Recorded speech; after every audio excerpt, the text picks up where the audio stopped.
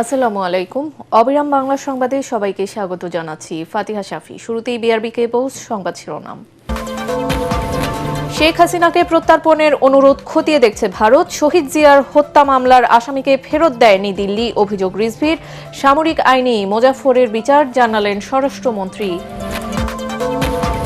Complete shutdown কর্মসূচিকে ঘিরে ২৪-এর ১৮ই জুলাই অচল হয়ে পড়ে গোটা দেশ। ঢাকায় মুগ্ধ শহীদ হলে হাসিনা সরকারের বিরুদ্ধে ফুঁসে ওঠে জনতা। বিশ্বকাপের ফাইনালের স্বপ্ন ভঙ্গ হলেও সান্ত্বনার ব্রোঞ্জ পদক জয়ের লড়াইয়ের রাতে মাঠে নামছে ইউরোপের দুই পরাশক্তি ইংল্যান্ড ও ফ্রান্স। টানা দ্বিতীয়বারের মতো বিশ্বকাপের ফাইনালে গিয়ে রেকর্ড বইয়ের পাতা ওলটপালট করল আর্জেন্টিনা। প্রথাগত ফুটবলের দর্শন বদলে অপ্রতিরোধ্য পরাশক্তি স্পেন। এবং অবিশ্বাস্য রূপকথার সাক্ষী হতে যাচ্ছে বিশ্ব। গুরু শিষ্যর মুখোমুখি লড়াই, মেসির জাদুর সামনে স্প্যানিশ বিস্ময় বালক ইয়ামাল।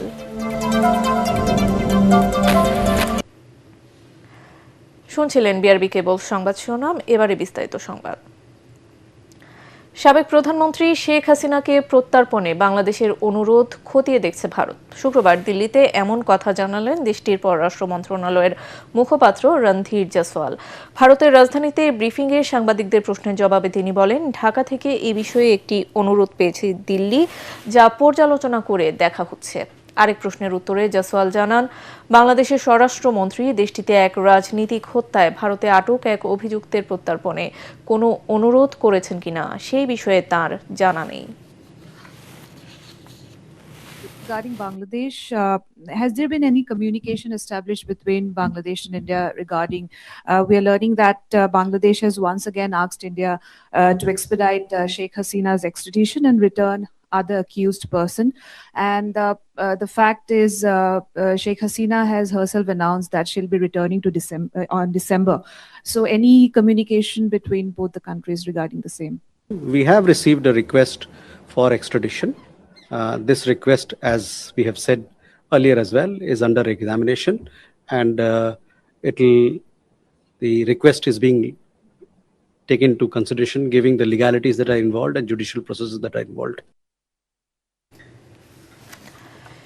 শেখ মুজিবের খুনিকে ভারত ফেরত দিলেও শহীদ প্রেসিডেন্ট জিয়াউর রহমান হত্যা মামলার আসামি মোজাফফর হোসেনকে ফেরত দেয়নি দিল্লি বলে অভিযোগ করেছেন প্রধানমন্ত্রীর উপদেষ্টা ও বিএনপির সিনিয়র যুগ্ম মহাসচিব অ্যাডভোকেট রুহুল কবির রিজভী। অন্যদিকে স্বরাষ্ট্রমন্ত্রী সালাউদ্দিন আহমদ জানিয়েছেন, সামরিক আইনে মোজাফফরের বিচার হতে পারে। আলাদা অনুষ্ঠানে এসব কথা বলেন তারা। মুজিব হত্যাকারী একজন ছিল, মনে আছে আপনার, যে শেখ হাসিনার পতনের প্রায় 1 বছর আগে তাকে ধরিয়ে দিল, 1 বছর কি 1.5 বছর আগে তাকে ইন্ডিয়া হাতে তুলে দিল শেখ হাসিনার কাছে। কিন্তু জিয়া হত্যাকারীকে, সেও ভারতে ছিল, তাকে কিন্তু ধরিয়ে দেয়নি এবং সে অবাধে যাতায়াত করেছে বাংলাদেশ। যে আইনে তাদের একই সহযোগীদেরকে বিচার করা হয়েছিল সেই আইনে বিচার করা যায়, সেটা সেনাবাহিনী দেখছে। এবার রক্তাক্ত জুলাই নিয়ে আমাদের বিশেষ আয়োজন।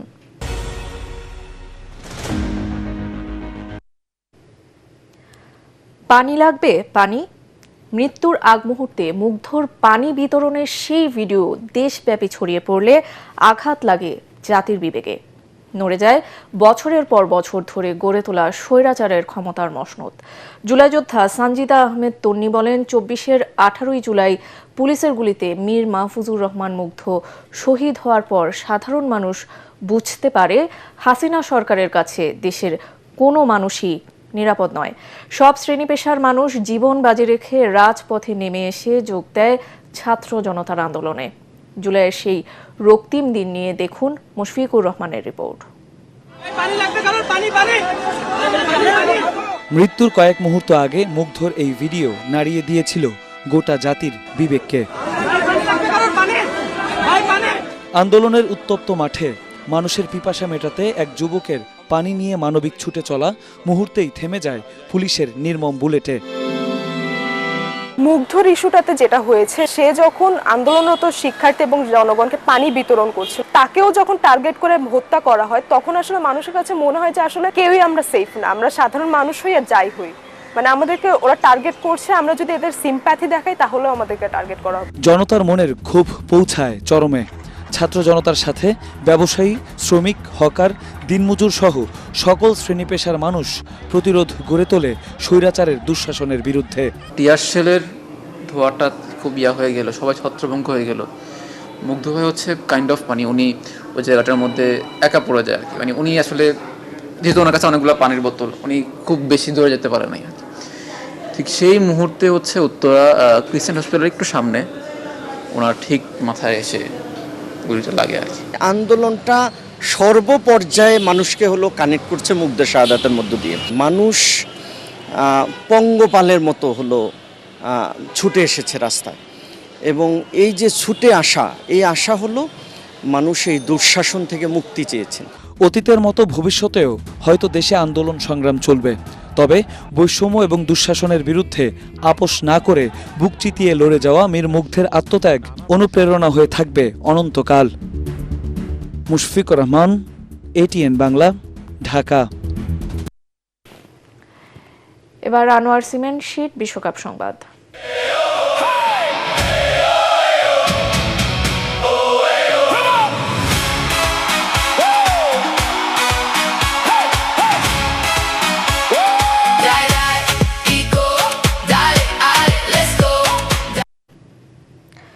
বিশ্বকাপের ফাইনালের স্বপ্নভঙ্গ হলেও সান্ত্বনার ব্রোঞ্জ পদক জয়ের লড়াইয়ে রাতে মাঠে নামবে ইউরোপের দুই পরাশক্তি ইংল্যান্ড ও ফ্রান্স। প্রথম সেমিফাইনালে স্পেনের কাছে পাত্তাই পায়নি ফরাসিরা। পুরো টুর্নামেন্ট দুর্দান্ত খেললেও ফাইনালে ওঠার লড়াইয়ে স্প্যানিশদের কাছে 2-0 গোলে হেরে যায় ফ্রান্স। অন্যদিকে দ্বিতীয় সেমিতে আর্জেন্টিনার বিপক্ষে এগিয়ে থেকেও শেষ পর্যন্ত 2-1 গোলে হেরে যায় ইংল্যান্ড। সেমিফাইনালে হারের হতাশা ভুলে মাঠের লড়াইয়ে নিজেদের সেরাটা দিতে মরিয়া দু দলই। তবে এই ম্যাচটি কেবল তৃতীয় স্থান নির্ধারণেরই নয়, বরং টুর্নামেন্টের সর্বোচ্চ গোলদাতার পুরস্কার গোল্ডেন বুট জয়েরও এক জমজমাট লড়াই। দুই দলের ফরোয়ার্ডদের সামনে সুযোগ থাকছে গোল সংখ্যা বাড়িয়ে রেসের শীর্ষে যাওয়ার। বাংলাদেশ সময় রাত 3টায় মর্যাদার এই হাই ভোল্টেজ ম্যাচে মুখোমুখি হবে ইংল্যান্ড ফ্রান্স।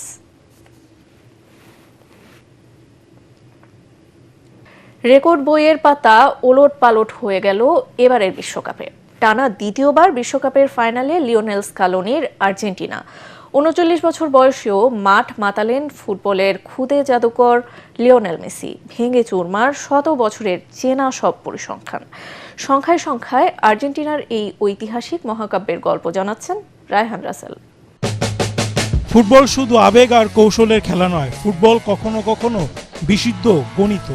সেমিফাইনালে আটলান্টায় ইংল্যান্ডকে 2-1 গোলে হারায় আর্জেন্টিনা। সেই জয়ের রাতে ওলটপালট হয়ে যায় রেকর্ড বই।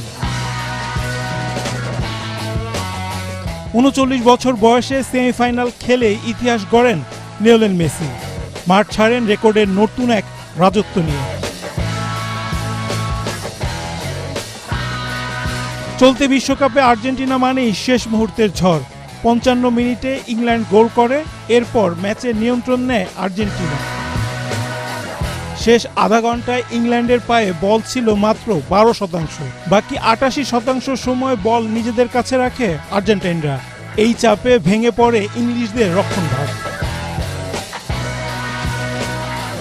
এই ম্যাচ দিয়ে দীর্ঘদিনের খরা কাটালো আর্জেন্টিনা।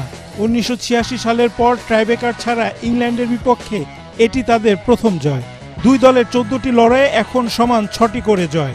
একই সঙ্গে টানা 13টি বিশ্বকাপ ম্যাচে অন্তত 2টি গোল করে অনন্য কীর্তি গড়েছে স্কালোনির দল। সব ছাপিয়ে আবারও পাদপ্রদীপের আলোয় লিওনেল মেসি। বিশ্বকাপে নিজের 33তম ম্যাচে 33টি গোলে সরাসরি অবদান রাখেন তিনি। নকআউট পর্বে মেসির অ্যাসিস্ট এখন 10টি। গত 60 বছরে কোনো ফুটবলার এই রেকর্ড গড়তে পারেননি। টানা 11টি বিশ্বকাপ ম্যাচে গোল বা অ্যাসিস্ট করার জাদুকারী ধারাবাহিকতা দেখালেন তিনি। 39 বছর বয়সেও মাঠ জুড়ে 5 মাইলের বেশি দৌড়াচ্ছেন মেসি। সেমিফাইনালে বল দখলের লড়াইয়ে জিতেছেন 12 বার, আর সফল ড্রিবলিং করেছেন 9টি। মেসির পাস থেকে গোল করেন এনজো ফার্নান্দেজ, আর যোগ করা সময়ে লাউতারো মার্টিনেজকে দিয়ে করান জয়সূচক গোল।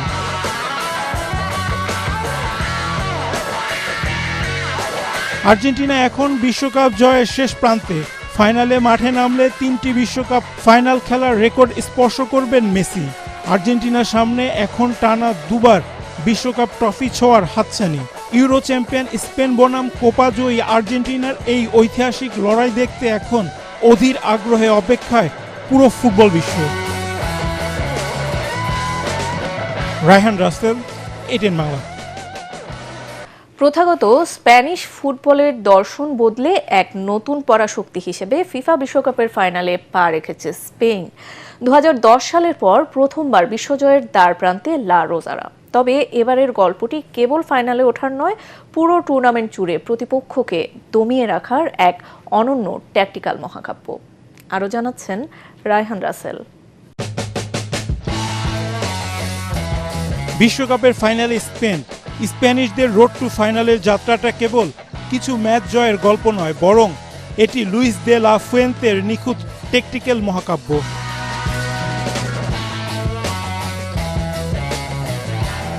গ্রুপ পর্বে কেপ ভার্দের বিপক্ষে হোঁচট খেলেও দ্রুতই খোলস ছেড়ে বেরিয়ে আসে তারা।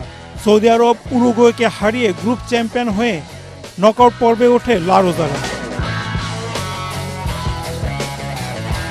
রাউন্ড অফ 32-তে অস্ট্রিয়াকে 3-0 গোলে উড়িয়ে দেওয়ার পর শেষ 16 ও কোয়ার্টারে পর্তুগাল এবং বেলজিয়ামকে বিদায় করে ফাইনালে আসার পথ তৈরি করে 2010 সালের চ্যাম্পিয়নরা। আর সেমিতে দুরন্ত ফ্রান্সকে পাত্তা দেয়নি ইয়ামাল নিকোরা। টুর্নামেন্টে 1 গোল হজম করে ক্লিন শিটের নিখুঁত রেকর্ড হাতছাড়া করলেও স্পেনের রক্ষণভাগ ছিল পুরো টুর্নামেন্ট জুড়ে সেরা এবং অভেদ্য প্রাচীর।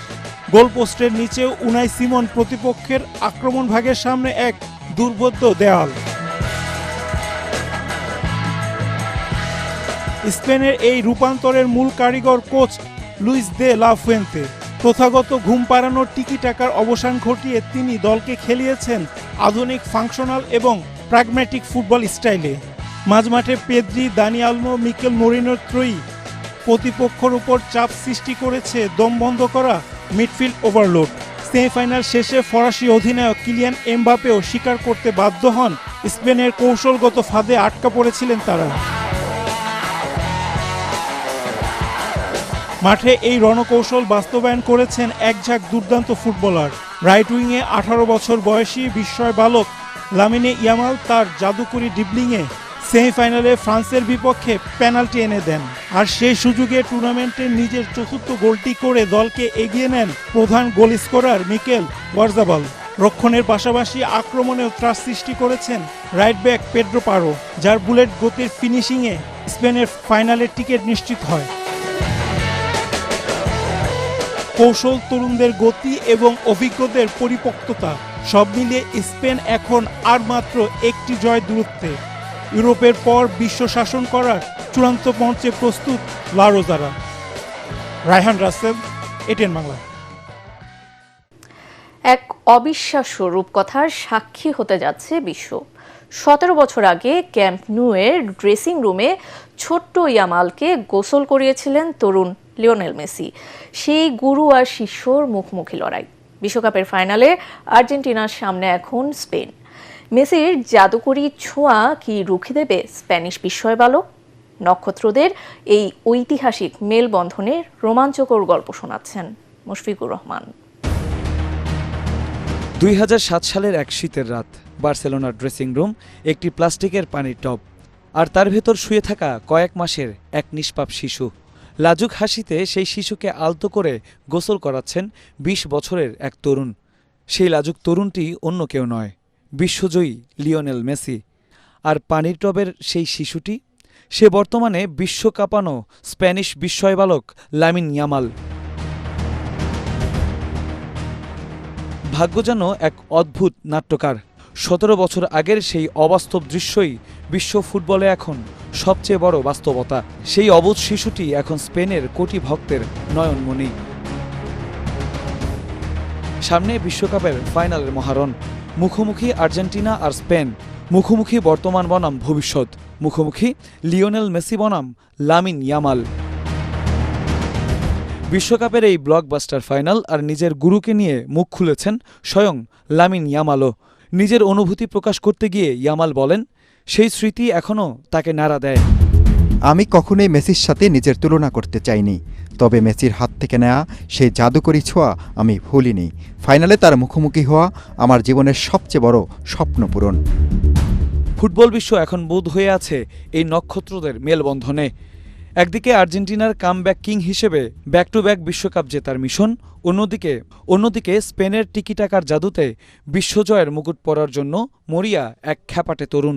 কোটি কোটি দর্শকের চোখ এখন শুধুই এই দুজনের দিকে।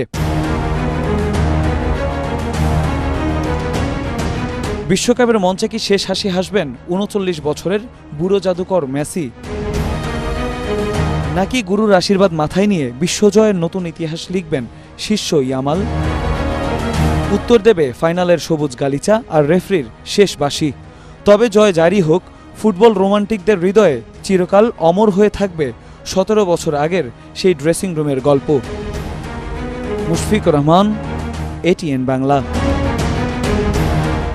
বর্ষাকালীন সময়ে নদী ও খাল বিলে পানির সঙ্গে পাল্লা দিয়ে ব্যস্ততা বেড়েছে সাভারের শিমুলিয়া ও ধামরাইয়ের কালামপুরের নৌকা কারিগরদের। দিনরাত হাতুড়ি বাটালের শব্দে মুখর হয়ে উঠছে শিমুলিয়া বাজার। যাতায়াত, মাছ ধরা ও নিত্যদিনের প্রয়োজনে এই অঞ্চলগুলোর মানুষের কাছে নৌকার কদর বাড়ে। তবে কাঠের দাম ও শ্রমিকদের মজুরি বেড়ে যাওয়ায় আগের মতো মুনাফা হয় না বলে জানান ব্যবসায়ীরা। সাভার প্রতিনিধি শেখ বাশারের রিপোর্ট, জানাচ্ছেন মাসুদ রানা। নদীমাতৃক বাংলাদেশের ইতিহাস, সংস্কৃতি এবং অনেক এলাকার জীবনে এক অবিচ্ছেদ্য অংশ হলো নৌকা। হাজারো বছরের ঐতিহ্যবাহী এই জলযানটি কেবল যাতায়াতে বা বাণিজ্যের মাধ্যমই নয়, বরং লোক সংস্কৃতির অন্যতম প্রতীক। বর্ষা মৌসুমে যখন দেশের নিম্নাঞ্চল পানিতে প্লাবিত হয়, তখন নৌকা হয়ে ওঠে যাতায়াতের একমাত্র ভরসা। বর্ষার শুরু থেকে নদী, খাল, বিল ও হাওর বাওরে পানি বাড়তে থাকায় নৌকা তৈরিতে ব্যস্ত সাভারে আশুলিয়া, শিমুলিয়া ও ধামরাইয়ের কালামপুরের কারিগররা। এখানে মৎস্যজীবী, গার্মেন্টস কর্মী ও স্কুলগামী শিক্ষার্থীদের যাতায়াতে বর্ষায় নৌকার কোনো বিকল্প থাকে না। শিমুলিয়া বাজারে আমাদের ৩-৪-৫টা জায়গায় নৌকা বানানো হয়, এতে ভালোই লাগে আমাদের। বিভিন্ন এলাকা থেকে লোকজন আসে। ব্যবসায়ীরা জানান, বর্ষা মৌসুমকে সামনে রেখে নৌকা তৈরিতে ব্যস্ততা বেড়ে যায়। তবে কাঠের দাম ও শ্রমিকের মজুরি বেড়ে যাওয়ায় আগের মতো মুনাফা হচ্ছে না। কেবল বর্ষা আইতাছে, তাই জন্য বেচাকিনি একটু কম, বর্ষা বাড়লে পরে বেচাকিনি একটু বেশি বাড়বে। 10 নৌকা 5,000, 5,500, 11,000, 6,000, 7,000। প্রতিটা সিফটিতে আপনার 150 টাকা আপনার ডিফারেন্স দিয়ে 100 থেকে 150 টাকা ডিফারেন্স দিয়ে মাল ক্রয় করা লাগে আমাদের। ঐতিহ্যবাহী এই ব্যবসায়কে টিকে রাখতে স্থানীয় এনজিও, ব্যাংক এবং সরকারের পক্ষ থেকে সহজ শর্তে ঋণ সহায়তা প্রয়োজন। বর্তমানে তাদের আর্থিক খুবই সমস্যা। সরকারের পৃষ্ঠপোষকতায় যদি অল্প সুদে এদেরকে ঋণ দেওয়া হয় এবং এনজিও, ব্যাংক, বিমা যেগুলো আছে এগুলো যদি সুযোগ সুবিধা দেয়, তাহলে আবার ওই সূত্র ধরা আবার ঘুরে দাঁড়া। নৌকা তৈরি শিল্প শিমুলিয়া ও ধামরাই কালামপুর বাজারে হারানো ঐতিহ্যকে আরও সুদৃঢ় করবে, এমনটাই প্রত্যাশা স্থানীয়দের। Bureau report, ATN Bangla. এবার আন্তর্জাতিক সংবাদ।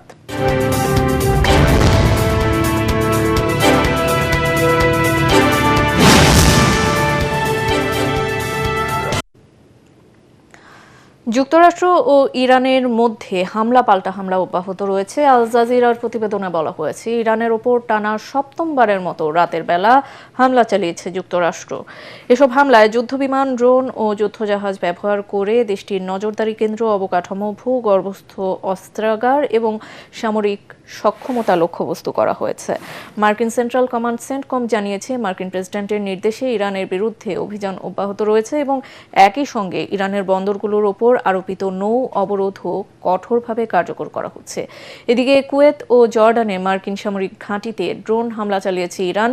নতুন করে সংঘাতের জেরে হরমুজ প্রণালী দিয়ে চলাচলকারী জাহাজের সংখ্যা গত 3 সপ্তাহের মধ্যে সর্বনিম্ন পর্যায়ে নেমে এসেছে। দেশের 8টি অঞ্চলের ওপর দিয়ে দুপুরের মধ্যে সর্বোচ্চ 45 থেকে 60 কিলোমিটার বেগে অস্থায়ীভাবে দমকা অথবা ঝোড়ো হাওয়া বয়ে যেতে পারে বলে জানিয়েছে আবহাওয়া অধিদপ্তর। সেই সঙ্গে এসব এলাকায় বৃষ্টিসহ বজ্রপাত হতে পারে। ঝোড়ো আবহাওয়ার আশঙ্কায় এসব এলাকায় নদীবন্দর সমূহকে 1 নম্বর সতর্ক সংকেত দেখাতে বলা হয়েছে। আবহাওয়া দপ্তরের বিজ্ঞপ্তিতে জানানো হয়, খুলনা, বরিশাল, পটুয়াখালী, নোয়াখালী, কুমিল্লা, চট্টগ্রাম, কক্সবাজার এবং সিলেট অঞ্চলসমূহের উপর দিয়ে এই ঝোড়ো বৃষ্টির সম্ভাবনা রয়েছে। একই সঙ্গে বৃষ্টি বা বজ্রপাত সহ বৃষ্টি হতে পারে। এবার খেলার খবর।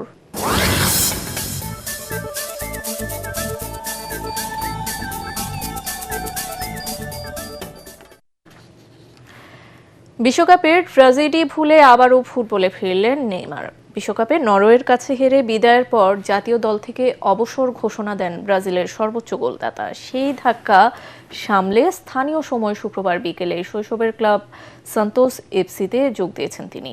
10 নম্বর জার্সি পরে আগে শারীরিক পরীক্ষা শেষ করেন, এরপর বেশ কিছুক্ষণ জিমে অনুশীলন শুরু করেন নেইমার। সান্তোসের মিডিয়া পরিচালক থিয়াগো সান্তোস এই খবর নিশ্চিত করেছেন।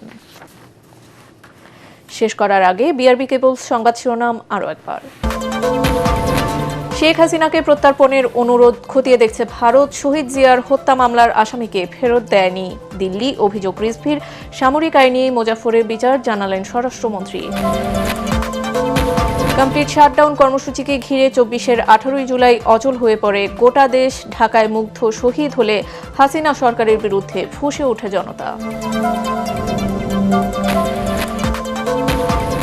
বিশ্বকাপের ফাইনালের স্বপ্নভঙ্গ হলেও সান্ত্বনার ব্রোঞ্জ পদক জয়ের লড়াইয়ে রাতে মাঠে নামছে ইউরোপের দুই পরাশক্তি ইংল্যান্ড ও ফ্রান্স।